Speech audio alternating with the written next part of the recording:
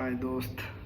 हाय, मेरा नाम सुशांत कर्माता है और आज मैं इतिहास पढ़ने जा रहा हूँ। इतिहास के बारे में जानकारी हासिल कर रहा हूँ। इतिहास के बारे में आपको बताता हूँ ताकि कोशिश करो भाई कहानी के टाइप का जल्दी से जल्दी कवर करने के लिए। तो पहले इतिहास के बारे में जानते कि इतिहास क्या है। हमारा अतीत है। अतीत मतलब ये नहीं कि कोई भी अतीत बीत गया वो हमारा इतिहास हो गया। इतिहास में वो महत्वपूर्ण घटनाएँ उसी को हम इतिहास कहेंगे, नहीं तो और दुनिया भर का घटनाएं होती हैं उसको इतिहास नहीं कहेंगे। मतलब हमारे अतीत में जो बीता हो कल था उसमें जो घटनाएं ऐसी हैं कि जो बहुत हमारे लिए इम्पोर्टेंट है, महत्वपूर्ण घटनाएं होती है, उसको हम क्या कहते हैं, इतिहास कहते हैं ना। तो इतिहास का जनक किसे कहेंगे? तो इतिहास का जनक हम हेरोडोटस को कहते हैं। बाबूजी, ठीक है। इतिहास का जनक कौन है? हेरोडोटस। इतिहास को स्रोतों के आधार पर हम लोगों ने 3 भागों में बांटा है, ठीक है। एक प्रागैतिहासिक काल, आदि ऐतिहासिक काल और ऐतिहासिक काल। तो प्रागैतिहासिक काल क्या है? प्रागैतिहासिक काल मतलब क्या है? हम किसको कहते हैं कि जिसमें हमारे को प्रागैतिहासिक काल जिसमें हमारे को पुरातात्विक साक्ष्य मिले हैं, लेकिन उसमें लिखित कोई भी साक्ष्य नहीं कि जैसे हम इसको समझ पाएँ कि प्रागैतिहासिक काल है। समझेंगे क्या जब तक हमको लिखित कोई चीज़ मिलेगा नहीं, कोई लिखित नहीं, कोई स्रोत नहीं, साहित्यिक नहीं। तो इस प्रकार से प्रागैतिहासिक काल हमें लिखित में कुछ नहीं मिला है, इसलिए क्या है वो साहित्यिक स्रोत भी नहीं मिला, मतलब लिखित वही। तो इसलिए ये क्या है? प्रागैतिहासिक काल मतलब हमारे से भारी है समझो। उसके बाद क्या आता है? आदि ऐतिहासिक काल। तो आदि ऐतिहासिक काल क्या होता है? आदि ऐतिहासिक काल में क्या है? लिखित मिला है, पुरातात्विक है, लिखित मिला है, लेकिन उसमें क्या है? लिखित मिला है, लेकिन उसमें जो लिखित मिला उसको किसी ने अभी तक पढ़ नहीं पाया। प्रागैतिहासिक काल में जो लिखित मिला उसको एकदम पढ़ नहीं पाए, उसको बोलते हैं हम आदि ऐतिहासिक काल। मतलब लिखा तो मिला लेकिन मिला तो पढ़ नहीं पाया, मतलब आधा ही काम हुआ। इसलिए हम समझ लो, इसको मान के चलो कि आदि ऐतिहासिक काल समझ में आया। उसके बाद ऐतिहासिक काल। तो ऐतिहासिक काल क्या है? ऐतिहासिक काल में क्या है? हमें लिखित में मिला है, पुरातात्विक स्रोत में मिले हैं, साहित्यिक स्रोत में मिले हैं, उसको हम पढ़ भी लिए, समझ भी लें। इसका मतलब क्या है? 3 चीज़ है। एक प्रागैतिहासिक काल में सिर्फ पत्थरों का युग है, उसमें आदि मानव लोग हैं, ना उसमें लिखा है ना कुछ है, इसलिए तो प्रागैतिहासिक काल है। और आदि ऐतिहासिक काल में क्या है? प्रागैतिहासिक काल में क्या है? पूरा पाषाण काल है।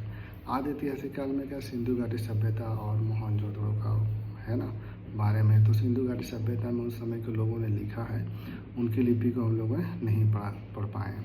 और आ जाते हैं वह ऐतिहासिक काल। ऐतिहासिक काल में क्या है? जो लिखित है, जो जैसे कि वैदिक काल होता है ना, वैदिक काल, ऋग वैदिक काल, उत्तर वैदिक काल, जिसमें वेदों का ज्ञान हुआ, जो बड़े बड़े महावीरों ने जो वेदों की रचनाएं की, तो उसको तो हम लोग पढ़ रहे हैं, समझ भी रहे हैं। तो इससे हमें पता चलता है कि ये ऐतिहासिक काल है। स्रोतों के आधार पर भी मतलब ये ऐतिहासिक है, संपूर्ण तरीके से पूरा है, ठीक है।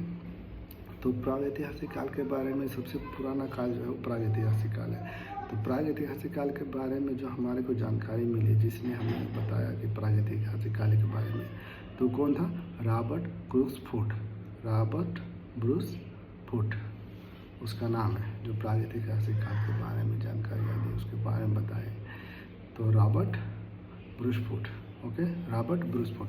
उसके बाद आते हैं 1820 में जर्गेनस थॉमसन ने इसी पाषाण काल को 3 भागों में बांटा। उसने, किसने? जर्गेसन थॉमसन ने 1820 में उसने अपना तरीका बताया कि जिस युग में पत्थर काल का जो युग था, उसमें जैसे कि पाषाण काल, मध्य पाषाण काल और नवपाषाण काल, 3 काल आए उसके अंदर। तो जिस काल में जो धातु पाए गए हैं उस धातु के नाम से भी उसको जाने जाते हैं। ये किसने कहा? जर्गेसन थॉमसन ने। जैसे कि कांसा पाया गया तो उसे कांस्य युग कहने लगा। जैसे लोहा पाया गया किसी काल में तो उसे लोह युग कहने लगा। जैसे कि सबसे पहले याद रखना कि सबसे पहला धातु इंसान ने खोज किया तो कांसा है, ठीक है। और तीसरी बात, इस प्रकार से तीनों को लोह युग, कांस्य युग और पाषाण काल, इस तरह से उन्होंने बांट दिया। तो ये भी एक इम्पोर्टेंट है। और तीसरी बात क्या है? भारतीय पुरातत्व के जनक अलेक्जेंडर कनिंघम को कहा जाता है। भारतीय पुरातत्व के जनक अलेक्जेंडर कनिंघम को कहा जाता है। पाषाण काल को 3 भागों में विभाजित करेंगे हम। कितना? पाषाण काल को हम 3 भागों में विभाजित करें। सबसे पहला पाषाण काल को यदि पढ़ेंगे तो सबसे पहले पाषाण काल को हम 3 भागों में डिवाइड करें, पूरा पाषाण काल, मध्य पाषाण काल और एक नव पाषाण काल। तो तीनों पाषाण कालों में किस काल में क्या हुआ है उसके बारे में हम जानकारी हासिल करेंगे। जैसे पूरा पाषाण काल है तो सबसे पहले है ना, पूरा पाषाण काल के बारे में पढ़ेंगे तो उसके पहले हम सबसे पहले हम देखो उसके पहले हम देखते हैं कि ये काल कब से कब तक चला, उसके बारे में हमको जानना। तो उस काल के बारे में जानना, उस समय को देखते हैं कि पूरा पाषाण काल कब से कब तक रहा, मध्य पाषाण काल कब से कब तक रहा, नव पाषाण काल कब से कब तक रहा। तो पूरा पाषाण काल जो हमारा 25 लाख BC, 25 लाख BC से लेकर 10,000 BC तक, मतलब 25 लाख ईसा पूर्व से लेकर 10 लाख ईसा पूर्व तक पूरा पाषाण काल ही चले। फिर मध्य पाषाण काल क्या था, 10,000 BC से लेकर 4,000 BC तक चला मध्य पाषाण काल, और नव पाषाण काल 10,000 BC से लेकर 1,000 BC तक। ठीक है, अभी इस समय हो गया तीनों काल का। अब उसके बारे में हम चरण, मतलब इसके भी जो अलग अलग स्टेप है, जैसे कि पूरा पाषाण काल हो सकता है इसमें बीच में कुछ उतार चढ़ाव हुआ होगा, तो उसका काफ़ी लंबा है पूरा पाषाण काल, सबसे कालों में काफ़ी लंबा कहा जाता है पूरा पाषाण काल को। तो पूरा पाषाण काल भी इतना लंबा कि बीच में तरह तरह की चीज़ें हैं, इसलिए उसको कई भागों में उसको बांट दिए। तो पूरा पाषाण काल को भी 3 भागों में बांटा है। एक तो पहले उच्च पूरा पाषाण काल, मध्य पूरा पाषाण काल, निम्न पूरा पाषाण काल। क्या है, उच्च पूरा पाषाण काल, मध्य पूरा पाषाण काल और पूर्व पूरा पाषाण काल। पूरा पाषाण काल को 3 भागों में बांटा गया, पूर्व पूरा पाषाण काल, उच्च पूरा पाषाण काल और निम्न पूरा पाषाण काल। ठीक है, पूरा पाषाण काल को 3 भागों में बांटा गया, पूर्व पाषाण काल, मध्य पूरा पाषाण काल और उच्च पूरा पाषाण काल। यहाँ क्लियर हो। ओके, अभी जैसे कि हम चरण पढ़ रहे हैं, तो किसका चरण पढ़े हैं, पूरा पाषाण काल का। मध्य पाषाण काल में कोई चरण नहीं था। नव पाषाण काल में जो नव पाषाण काल है, तो नव पाषाण काल और मध्य पाषाण का मिला जुला चरण है, इसमें कोई डिफरेंट नहीं है।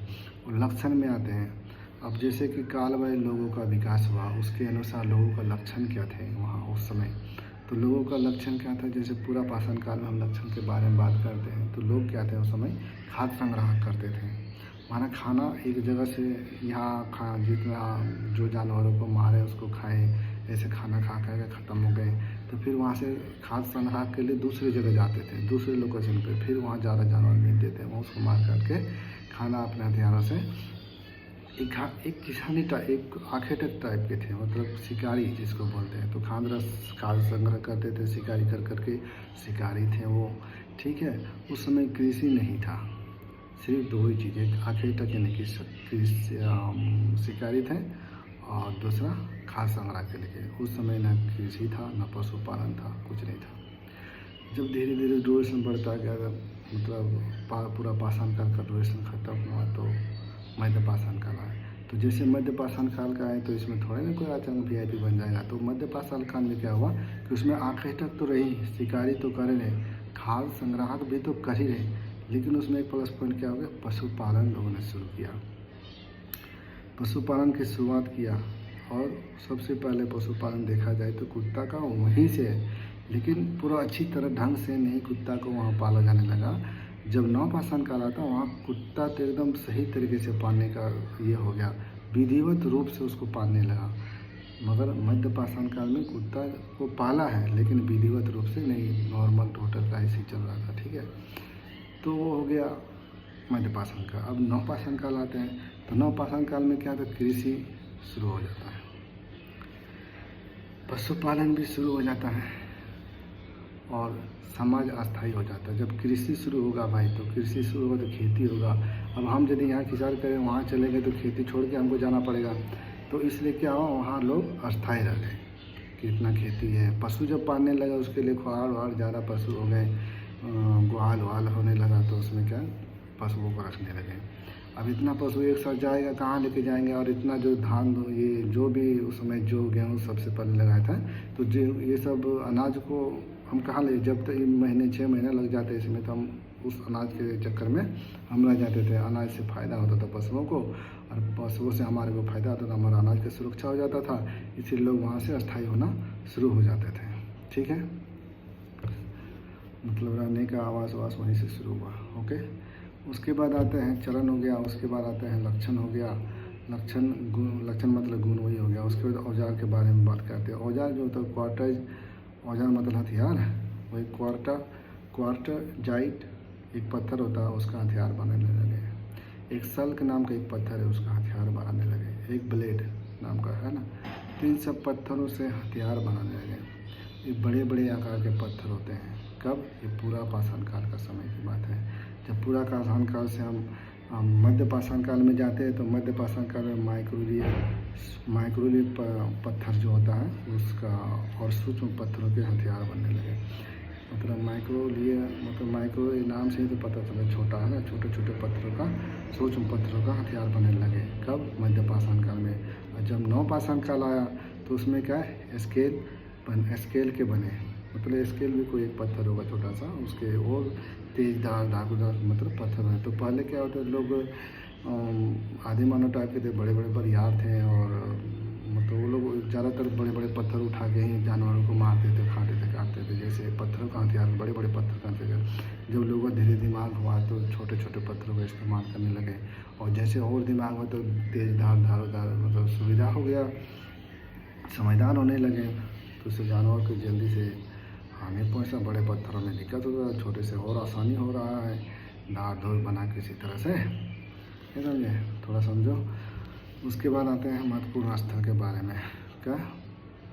प्रागैतिहासिक काल का, जो उस समय का जो प्रागैतिहासिक काल में जो तीनों कालों में, पूरा पाषाण काल, प्रागैतिहासिक काल के अंदर 3 काल आते हैं ना, पूरा पाषाण काल, मध्य पाषाण काल, नव पाषाण काल। तो तीनों कालों में कुछ ऐसी बातें हैं जो हमारे को पता होना चाहिए, या फिर वैज्ञानिकों ने या खोजकर्ताओं ने सब ढूंढा है कि इस काल में ये हुआ, इस काल में ये हुआ, इस काल में ये हुआ। तीनों कालों के बारे में बताया। तो महत्वपूर्ण स्थल के बारे में उन लोगों ने जानकारी हासिल किया है। जैसे अतिरम, पूरा पाषाण काल का बात कर रहा हूँ। ओके, पूरा पाषाण काल के समय, पूरा पाषाण काल के समय ने, उस समय की बात मतलब अभी लोगों ने खोजा है। ठीक है, तो एक जगह है अतिरम पक्कम पूरम। ठीक है, अतिरम पक्कम एक जगह है, अतिरम पक्कम, जो तमिलनाडु में है। और एक जगह का नाम है हाथनोरा, जो एमपी पर है। यहीं से मानव की जो खोपड़ी होता है ना, खोपड़ी का साक्ष्य मिला। कहाँ पे? तमिलनाडु का अतिरम पक्कम और हाथनोरा, मध्य प्रदेश से। कहा जाता है कि जो खोपड़ी का साक्ष्य मिले होंगे, तो पता लगा है कि कब का है ना, पूरा पाषाण काल का है, कि उस समय खोपड़ी का साक्ष्य मिला है। और वो खोपड़ी से पता चला कि बहुत पहले का है, यानी कि पूरा पाषाण काल का है। उसके बाद भीमराव अम्बेडका, उसका भीमबेटका है, जो एमपी में है। ये भीमबेटका है जो एमपी में है। वो नर्मदा नदी के किनारे जो बड़े बड़े पत्थर होते हैं, उस पत्थरों में ऐसे करके मतलब कांड धनुष लिए, मतलब ऐसे करके निशाना कर रहे हैं।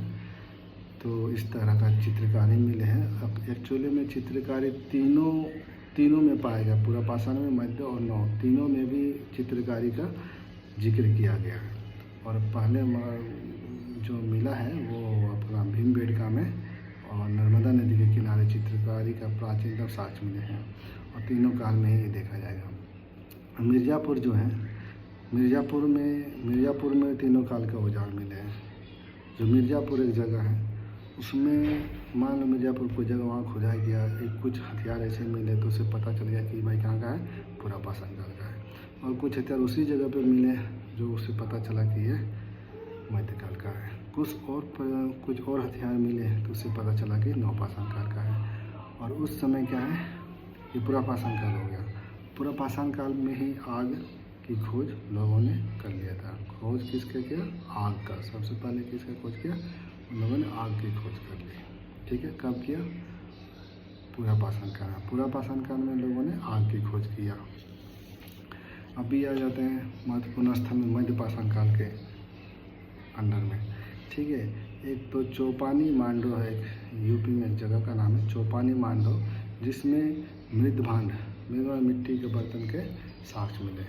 ठीक है, चौपानी मांडो में यूपी में मृदभांड के प्राचीन साक्ष्य मिले हैं।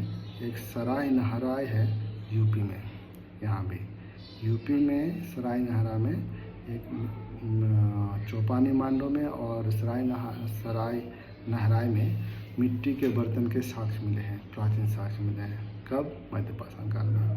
और एक जगह है बागोर, जो राजस्थान में है, और एक जगह है बागोर है जो राजस्थान में है। उसमें कहा जाता है कि यहाँ पे पशुपालन का मतलब स्टार्टिंग हुआ, लेकिन विधिवत रूप से पशुपालन जो है नौपाषाण में ही हुआ है। यहाँ पशुपालन का जो बागोर में एक राजस्थान जगह है, वहाँ से पता चला कि कुछ यहाँ भी ऐसे जानवरों का पालने का कुछ निशान मिल रहे हैं।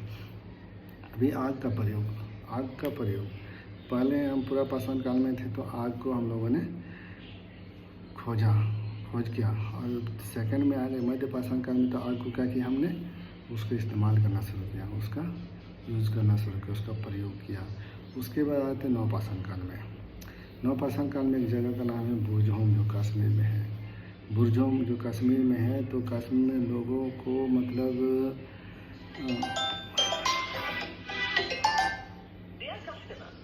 कहा जाता है कि लोगों को वहाँ पे मतलब गर्तवास एक है, जो जम्मू कश्मीर में गर्तवास का पहला निशान मिला है। और नवपाषाण काल में जो है जम्मू कश्मीर में गर्तवास का पहला ये मिला है कि यहाँ कहा जाता है कि लोग ज़मीन के अंदर घर बना के रहते थे। और एक बात है कि कश्मीर में ये भी कहा गया है कि वहाँ पे जो लोग मरते थे उसके साथ साथ कुत्ते को भी, उसके साथ जो जहाँ पे गड्ढा खोद के आदमी को दफनाते हैं तो उसके साथ साथ कुत्तों को भी डाल दिया जाता था, और वहाँ पे मतलब आदमी के साथ साथ कुत्ते को भी दफनाया जाता था। ये नवपाषाण काल की बात है, मतलब उस समय ऐसे होता था। और एक जगह है कोल्डीहवा, यूपी। ये कोल्डीहवा एक जगह है जो यूपी में है। वहाँ पे चावल का साक्ष्य मिले हैं सबसे पहले। कोल्डीहवा यूपी में चावल का साक्ष्य मिले हैं, तब नवपाषाण काल का बता रहा। और जब इसमें खोज आ गए, जैसे कि खोज में आ गया पूरा पाषाण काल, आग का खोज, पूरा पाषाण काल में आग का कार्यक्रम जो शुरू हो गया, यूज शुरू हो गया। नवपाषाण काल में, मध्य पाषाण काल में, नवपाषाण काल में लोग पहिए का भी खोज कर लिए। ठीक है, क्योंकि पहिए का खोज होना ही है, क्योंकि इतना धान चावल जो अभी जो कुछ भी उस समय का जो खेती वो शुरू हो गया था। पशुपालन से क्या होगा, पहिया पशु के पीछे बांध दिए, पशु लेके चलने लगे, तो पहिया का खोज भी हो गया। कहाँ हुआ? पहिया का खोज बनाए नहीं लोग अपने सुविधा के लिए, क्या नहीं ढूंढते। जैसे खेती हो गया तो पहिया ढूंढिए लिए लोगों ने। अब पहिया है तो भाई मतलब जानवर ही है खींचने के लिए, क्या दिक्कत है। हाँ, पहिया का खोज हो गया, कृषि तो था ही। और एक उससे समाज का भी संगठन हो गया, समाज भी बन गया उसी से। और कहा जाता है कि मृद भांड मिट्टी के बर्तन में बोला जाता है कि नवपाषाण काल में ही पाया गया सबसे पहले। ठीक है, जो मृद भांड है वो बोलता है कि नवपाषाण काल में पाया गया है सबसे पहले। वैसे मध्य पाषाण काल में भी पाया गया था मृद भांड के कुछ प्राचीन साक्ष्य है। ठीक है, अब पहला कृषि बताया गया कि जो पहला कृषि हुआ, स्टार्टिंग जो कृषि हुआ वो कहाँ पे हुआ ना, मेहरगढ़ में। सबसे पहला कृषि क्या हुआ, मेहरगढ़ में। और सबसे पहले पहिया का तो चलो बता ही दिए। अच्छा, होमो सेपियंस सबसे पहले नवपाषाण काल में आया। होमो सेपियंस का एक मानव है जो हम लोग का पूर्वज है, तो होमो सेपियंस मानव वहीं से शुरू हुआ, कहाँ से ना, नवपाषाण काल से। ठीक है, और एक मनका मतलब क्या था, बहानी होनी समझते हैं, जो कुम्हार बनाते बहानी, तो एक घड़ा होता है, घड़ा टाइप का भाई, कोई चीज़ रखने के लिए आसानी होने लगा, इतना सब्जी होने लगा, धान जो गेहूँ जो होने लगा, उसको एक मटका बना। तो मटका का साक्ष्य भी क्या नवपाषाण काल में ही मिला उनको। और खेती के साक्ष्य तो सबसे पहले वही मिला नवपाषाण काल में ही, अभी आपको बताया मेहरगढ़ में, है ना। और अनाज रखने के लिए वही मटका है। ठीक है, अभी हम कुछ इम्पोर्टेंट बात है, जैसे कि तांबे की खोज। तांबे की खोज कौन से काल में हुआ, ताम्रपाषाण काल में हुआ तांबे की खोज। ताम्रपाषाण काल या उत्तर पाषाण काल एक ही है। तो तांबे की खोज कहाँ हुआ? उत्तर पाषाण काल या ताम्र पाषाण काल में। ओके, मानव द्वारा खोजा गया पहला धातु तांबा। मानव द्वारा खोजा गया पहला धातु तांबा। और पहला जानवर कुत्ता। मानव द्वारा पहला जानवर खोजा गया तो क्या था? पालतू बनाया कुत्ता था। और पहला आविष्कार मानव ने किस चीज़ का किया? पहला खोज या आविष्कार किस चीज़ का किया? आग की की है। ठीक है, मानव ने कहा यार पूरा पाषाण काल में। ओके, और फसल, सबसे पहली फसल क्या थी? गेहूँ और जौ थी। सबसे पहली फसल क्या थी? जौ और गेहूँ। ठीक है, यहाँ तक के लिए। अब आगे हम नेक्स्ट क्लास पाएंगे। और जो ये रील्स मैंने बनाई इसको मैं अपना ब्लूटूथ में सुनूंगा, क्योंकि मुझे पता है कि मैं आगे क्या पढ़ रहा था और क्या बोल रहा था, ताकि इसे मैंने हो सके ये मेरा ट्रिक्स काम कर जाए तो मेरे मेमोरी में पड़ेगी और अपना कुछ तैयारी हो जाएगा। ठीक है, हमेशा रील्स बनाने से तो काम नहीं चलेगा। जय हिंद भाई।